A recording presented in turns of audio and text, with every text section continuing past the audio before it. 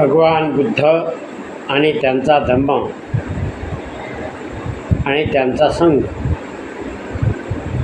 प्रथमतः या त्रिरत्नांना अभिवादन करतो. भगवान बुद्ध यांचं जे तत्त्वज्ञान आहे, अखिल मानवाच्या हितासाठी असलेलं तत्त्वज्ञान, हा बुद्धाने मध्यम मार्ग शोधून काढलेला आहे. मनुष्य मात्र भगवान बुद्धाच्या धम्माचा केंद्रबिंदू आहे. यामध्ये जातीला महत्त्व नाही, पंथाला महत्त्व नाही, तर इथे मानव हा केंद्रबिंदू ठरलेला आहे. म्हणून आपण भगवान बुद्धाच्या या धम्मावर, संघावर, आपण जे त्यांच्या तत्त्वज्ञानावर आपण व्हिडिओ बनवत असतो. आजही आपण असा व्हिडिओ बनवणार आहोत. त्या अगोदर समर्पण आपण घेऊया. सुखो बुद्धान्मुपादो सुखा सधम्म देशना सुखा संघस्य सामगे समागान तपो सुखो. सुखद बुद्धाचा जन्म, सुखकर सद्धम्म उपदेश, सुखकर संघ एकता आणि सुखद समूह तपस्या. धम्मपद बुद्धवर्गो 14:194 समर्पण संपलेलं आहे.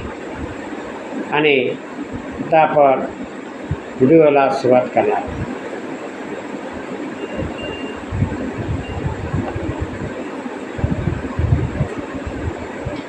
आजचा विषय आहे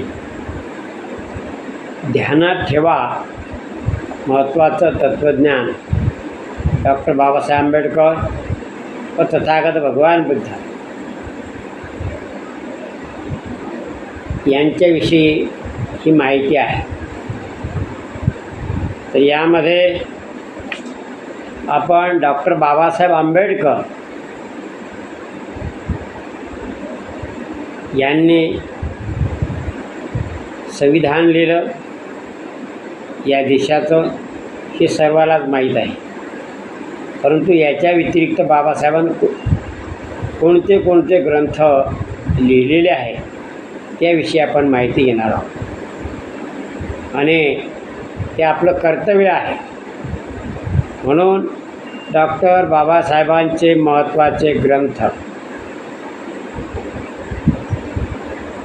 महत्त्वाचा ग्रंथ सर्वात गणला गेलेला बुद्ध आणि त्यांचा धम्म, हा बाबासाहेबांनं लिहिलेला ग्रंथ.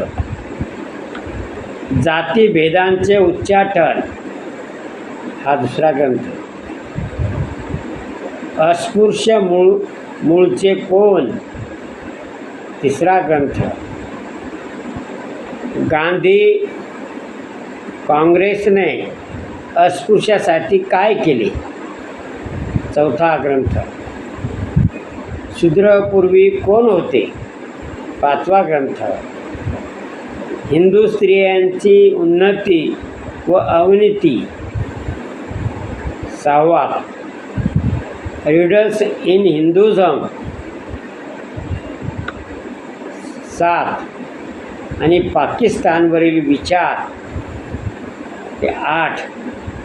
अशा प्रकारचे हे भगवान बुद्धानं लिहिलेले डॉक्टर बाबासाहेब आंबेडकरांनी हे लिहिलेले ग्रंथ आहे.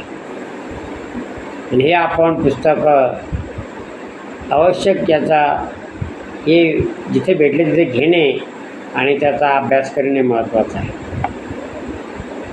आता या जगामध्ये बौद्ध धम्म किती देशामध्ये आहे, तर बौद्ध देश Bharat 1, Nepal 2, Sri Lanka 3, Japan 4, Tibet 5, Korea 6 Thailand, 7 Brahmadesh, 8 सध्याचे म्यानमार, चीन 9, व्हिएतनाम 10, कंबोडिया 11. अशा प्रकारचे हे 11 देश हे ढोबळमानानं सांगलेले आहे. याच्या व्यतिरिक्त आपल्याला त्याची आयडिया नाही का, पण आहेत बाकी बरेच आहे. पुढे बघूया. आता बौद्ध स्थळे. महत्त्वाचा बौद्धांचं जे आपण ज्याला पवित्र स्थळ म्हणू ते आहे बुद्धगया. बुद्धगया का, तर तिथे भगवान बुद्धाला ज्ञान प्राप्त झालं.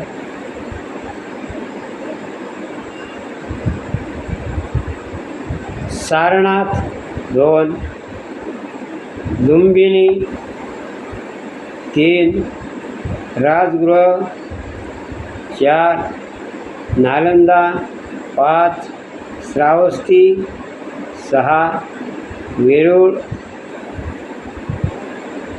7, अजिंठा 7, सांची 8, कपिलवस्तू 9, कुशीनगर 10, नागार्जुनकोंडा 11, तसेच महू 12, येवले 13, नागपूर 14, मुंबई 15. अशा प्रकारे हे बौद्ध स्थळे आहेत. आता बौद्ध भिक्षुणी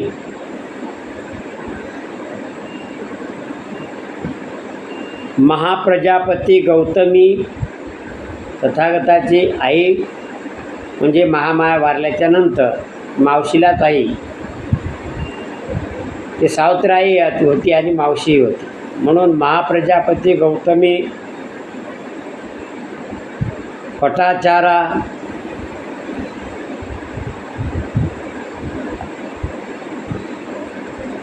किसा गौतमी इत्यादी. आता मा उपासक, तपस्सू, हल्लिक, अनाथपिंडक इत्यादी. मा उपासिका सुजाता, विशाखा, मिगारमाता इत्यादी. बुद्धकालीन भिक्खू सारिपुत्त, मोगलायन, आनंद, काश्यप, जीवक, अंगुलीमाल इत्यादी.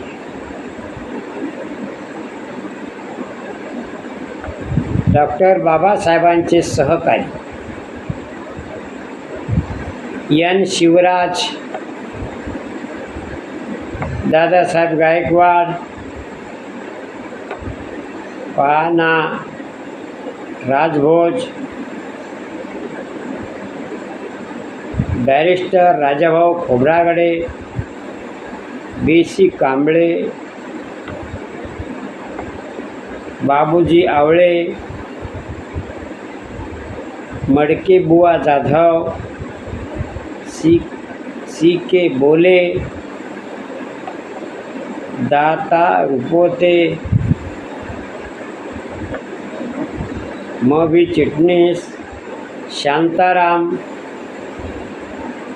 उपश्याम गुरुजी, सखुबाई मोहिते, R.R. भोळे, शंकर नारायण, शंकरानंद शास्त्री, R.D. भंडारे इत्यादी.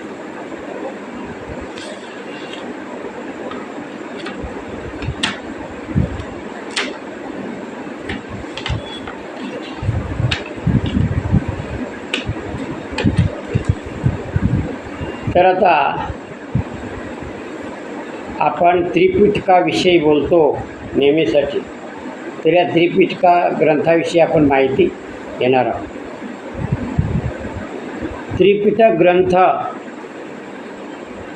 भगवान बुद्धाच्या निर्वाणानंतर एकमुखाने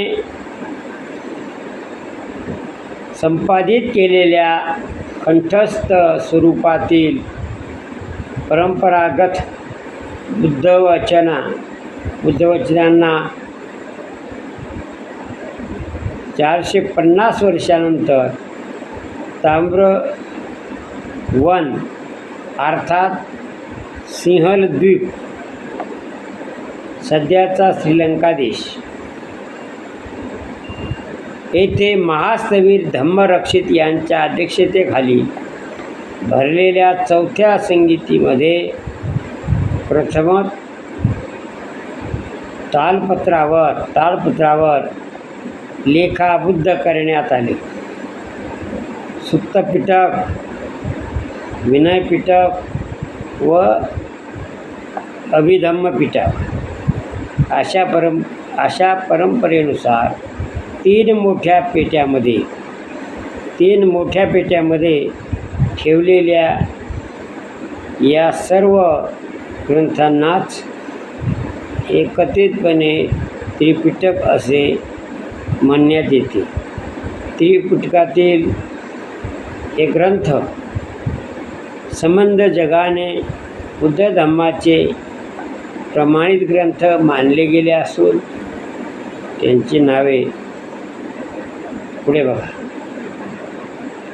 नंबर 1 विनय पिटक आणि सुत्त पिटक. पाराजिक,